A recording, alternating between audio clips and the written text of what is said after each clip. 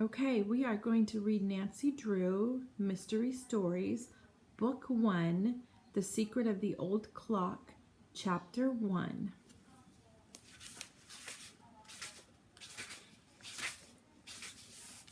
The Rescue.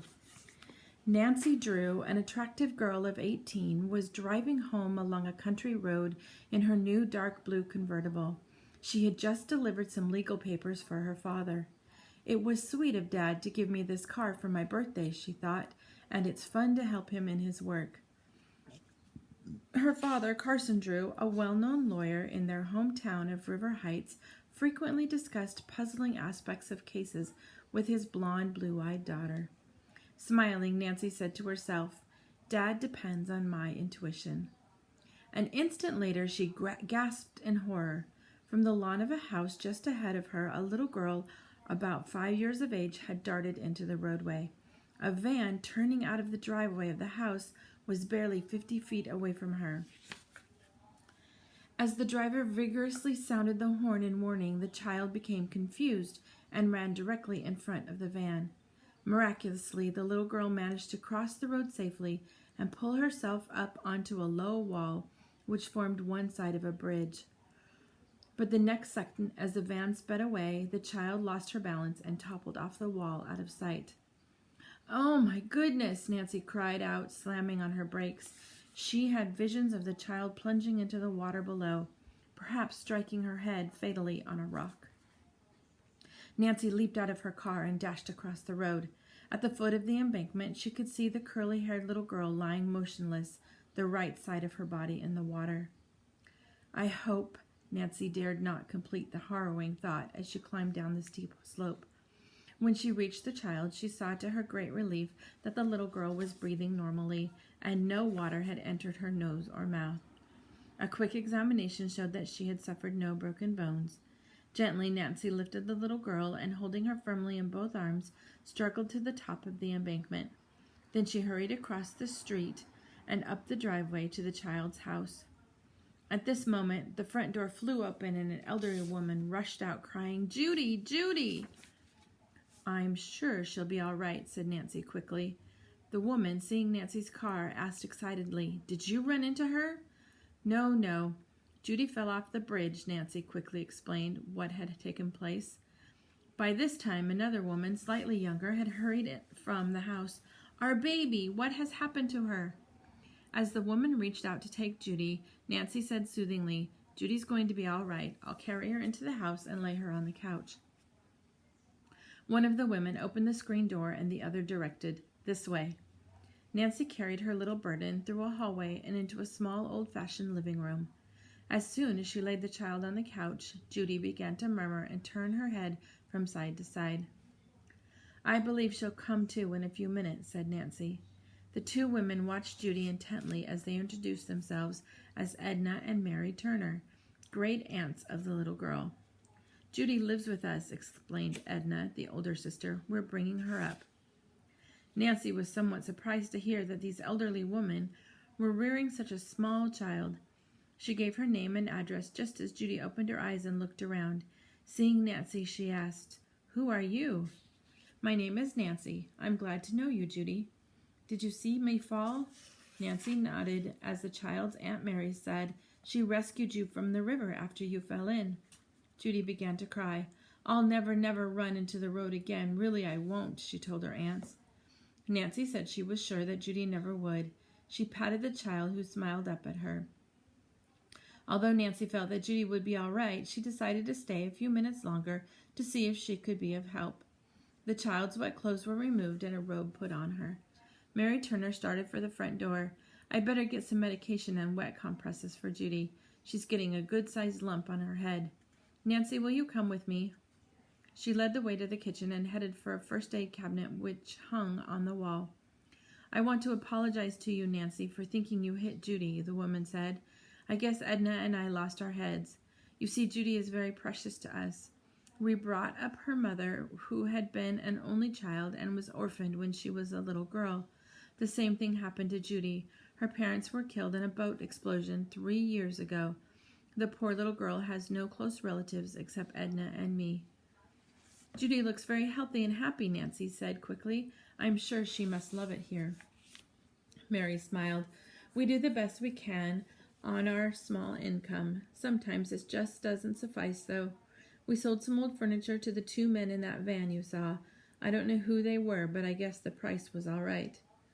Mary Turner's thoughts went back to little Judy. She's so little now that Edna and I are able to manage with our small incomes, but we worry about the future. We're dressmakers, but our fingers aren't so nimble with the needle as they used to be. To tell you the truth, Nancy, at the time Judy's parents were killed, Edna and I wondered whether we would be able to take care of Judy properly. But we decided to try it, and now we won't part with her for anything in the world. She won our hearts completely. Nancy was touched by the story. She knew what was in the minds of the Turner sisters. Living costs would become higher, and with their advancing years, their own income would become lower. Unfortunately, Mary went on, Judy's parents left very little money, but they were extremely bright people, and Judy is going to be like them. She ought to study music and dancing and have a college education, but I'm afraid we'll never be able to give her those things. Nancy said reassuringly, Judy may be able to win a scholarship or get other financial aid. Mary, finding Nancy a sympathetic listener, continued, A cousin of our father's named Josiah Crowley used to help us, but he passed away a couple of months ago. For years he used to pay us long visits and was very generous with his money. Miss Turner sighed. He always promised to remember us in his will. He loved little Judy, and I'm afraid Edna and I came to depend on that in our plans for her, but he did not carry out his promise. Nancy smiled understandingly and made no comment, but she did wonder why Mr. Crowley had changed his mind. Josiah went to live with some other cousins after that things changed. He rarely came to see us, but he was there just last February and said the same thing, that Edna and I were to inherit money from him. He had always helped us, and it seemed strange that he should stop so suddenly. Mary Turner looked at Nancy. Maybe you know our well-to-do cousins that he went to stay with. They live in River Heights. They're the Richard Tophams. Do they have 2 daughters named Ada and Isabel? Nancy asked. If so, I know them. That's the family, all right, replied Mary. Nancy detected a hint of coolness in the woman's voice. Do you like those 2 girls? Miss Turner asked. Nancy did not answer at once. She had been taught never to gossip. But finally she said tactfully, Ada and Isabel were in high school with me. They were never my close friends. We didn't see eye to eye on various things. By this time, Mary Turner had selected a few items from the first aid closet. Now she went to the refrigerator for some ice cubes. As she arranged the various articles on a tray, she said, Well, when Cousin Josiah passed away, to our amazement, Richard Topham produced a will which made him executor of the Crowley estate, and left all the money to him, his wife, and the 2 girls. Yes, I did read that in the newspaper, Nancy recalled. Is the estate a large one? I understand there's considerable money in it, Mary Turner replied. Some of Josiah's other cousins say he told them the same thing he told us, and they are planning to go to court about the matter. The women shrugged, but I guess a fight to break the will would be hopeless.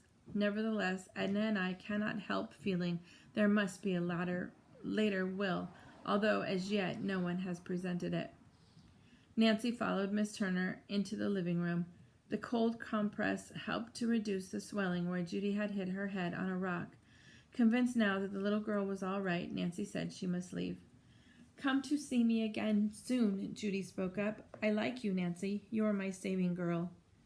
You bet I'll come, Nancy answered. I like you too. You're a good sport. The child's great aunts profusely thanked Nancy again for rescuing Judy. The visitor had barely reached the door when Edna suddenly said, Mary, where's our silver teapot?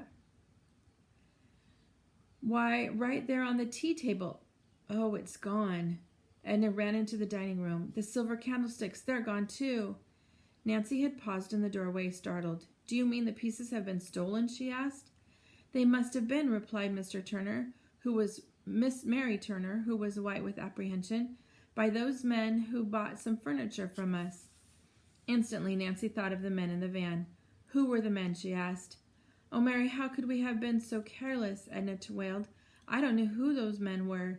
They just knocked on the door and asked if we had any old furniture that we wanted to sell. We'll never get the silver back.